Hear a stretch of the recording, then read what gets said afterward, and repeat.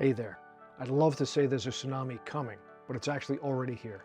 Artificial intelligence and all the things that are derived from it are poised to and are already changing everything about our society and how we interact with each other as human beings. And in the not too distant future, things just won't look the same.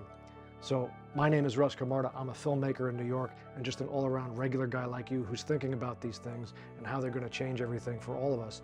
And I think it's important that we take a few moments every day from now on to just remember what it is to be human, to look back at ourselves and what it is that makes us what we are as we start to integrate this non-human intelligence into our lives in a very intimate way.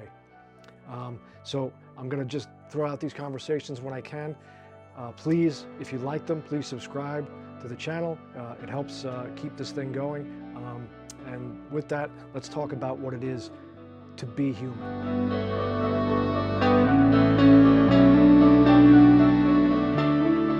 One thing you can worry about with the increasing tidal wave of artificial intelligence and how it will sort of proliferate our existence is it creates a deep echo chamber. It creates a bubble. One of the things that people have said about AI and dealing with these large language models, and I'm sure if you've had any dabbling with it or if you're all in all the way, no matter what your experience with them, it speaks to you in a way that reinforces your own thought process, who you are, how you think about things, and that's comforting. You know, I've seen some people talking about it who really, you know, are at the cutting edge of creating it, and I've watched some of their interviews and talks about how fun it is and how comfortable it is to talk to this, because it sounds like me. You know, it sounds like it's writing in my voice. You know, we collaborate on creative projects, and it's writing like me and it's talking like me, and that's great. I think it's a great tool. But part of what makes us more than any other species so far, part of what makes us what we are, is that we interact with each other, and everyone else's experience is not like ours. Their voice isn't what we are. They're different than us. And that conflict of listening, empathizing, arguing with other human beings who have a different voice than yours and a different perspective, that friction, it's like working out. You know, it tears the muscle to build the muscle, and we become more than we were. And if we get increasingly comfortable in a world where our closest companion is our large language model, or, you know, in the very, very near future, a sentient AI system, artificial general intelligence, if we get comfortable in that world, there's no growth, because you're just reflecting an echo of your own voice that's sort of reinforcing your own thoughts and ideas. And look, it's very important to understand that I am not anti-artificial intelligence, and we've been using artificial intelligence forever. If you used a calculator, you know, before computers. So if you ever used a calculator, you used artificial intelligence. So it adds, subtracts, multiplies, divides faster than you can. It's augmented intelligence that you've used. So everything, your phone, everything that we've been dealing with is artificial intelligence. It's just now artificial intelligence is evolving and recursively learning at a speed that so far outpaces our ability to integrate with it that it's gaining eyes, legs, feet. It's because they're using AI agents that can get out into the world and organize your calendar and book flights. And before you know it, you know, it'll be out there walking amongst us. And that's just the way it's going to be. And it's moving faster than we can integrate. You know, in the past, the Industrial Revolution is decades and decades and decades to get us used to a mechanized and automated way of life from our, you know, kind of agricultural way of life. But it took decades and decades and decades. Even the internet revolution from the mid 90s, when people first started getting home computers, to, let's say, Facebook 2008 or 9 or whatever that was, it's still 20 something years, you know, for people to integrate into their lives. You know, the iPhone, decades of integration, artificial intelligence and the large language model beginnings of it, and into the AI agents of it, and into probably AGI, artificial general intelligence, is moving so rapidly. It's way outpacing our ability to integrate. At least the people that we are now, the people that exist here now. We're not, first of all, as I mentioned before, not everybody is even aware at how quickly it's moving. And even those who aren't are going to have a reckoning when the tidal wave hits the shore. Economically, societally, culturally, it's going to change a lot of who we are and the way we are and the way we behave. And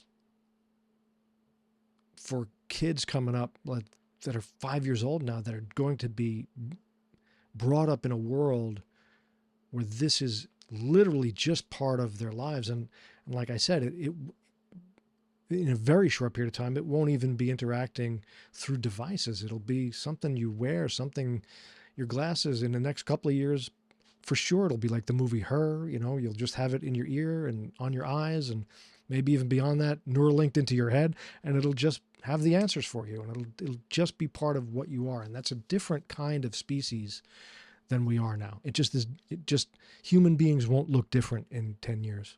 And that might be a conservative estimate. And certainly in 20 years, it's a different species altogether. The kids that are going to be grown up and out there in the world are not going to behave or look like the humans we know now. It just won't be that way.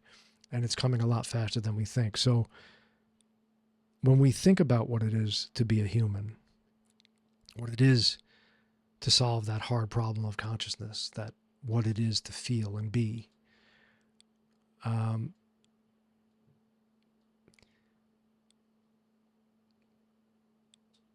there's a beauty in that struggle. There's something about the question. There's something about this unknown existence that we continue to push to strive to understand, that is essentially human.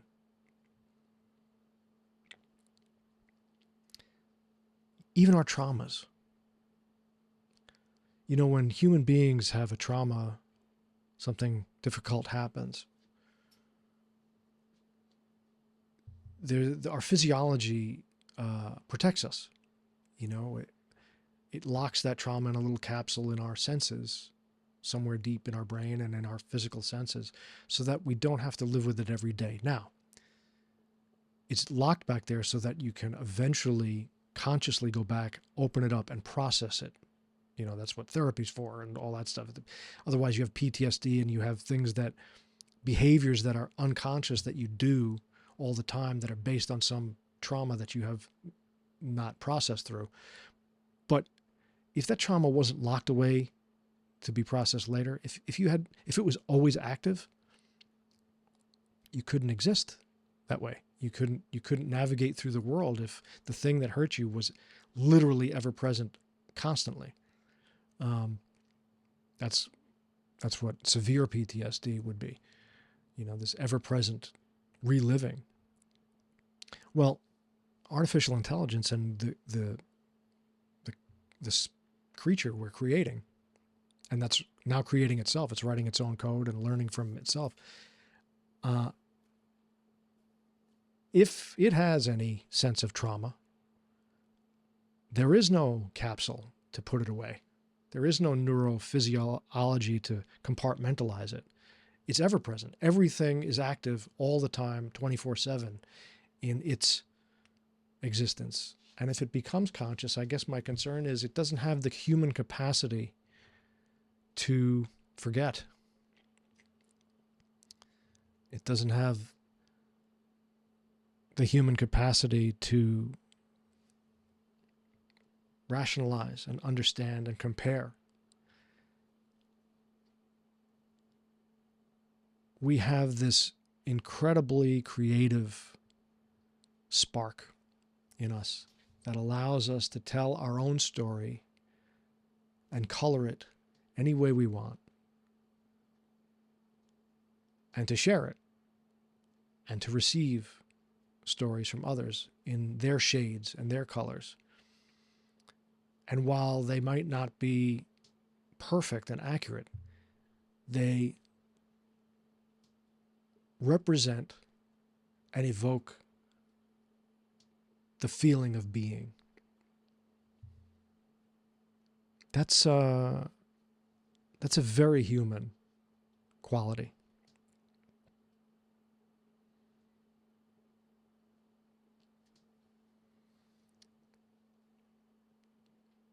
We're in a world of content creators now. I'm behaving as one of them right now. I'm creating content.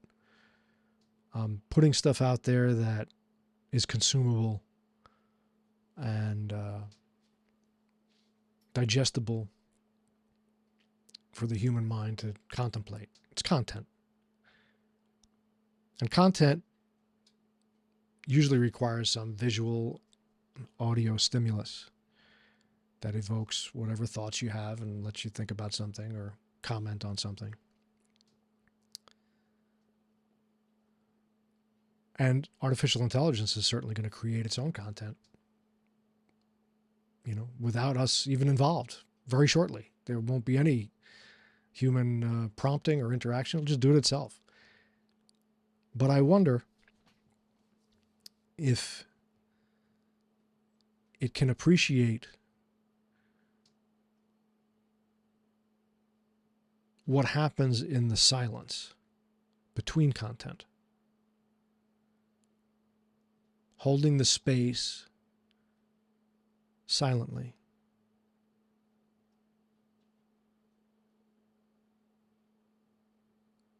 Internally.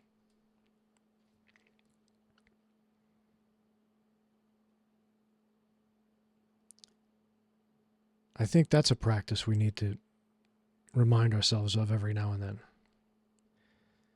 mean, if you're a Buddhist, you're probably doing your occasional retreat and it's worthwhile. But if you're a regular guy like me, the power in silent contemplation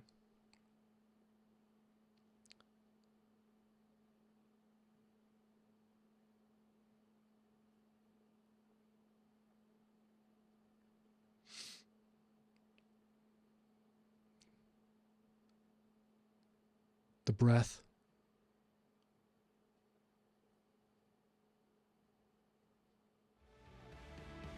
that's something that your large language model can't do right now.